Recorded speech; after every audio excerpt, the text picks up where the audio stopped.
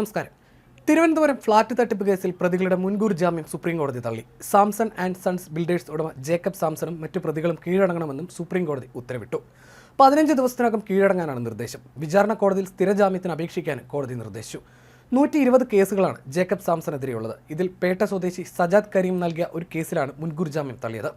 നടി ധന്യ മേരി വർഗീസിന്റെ ഭർത്താവും ജേക്കബ് സാംസണിന്റെ മകനുമായ ജോൺ ജേക്കബ് ഉൾപ്പെടെയുള്ളവർ കേസിൽ പ്രതികളാണ്.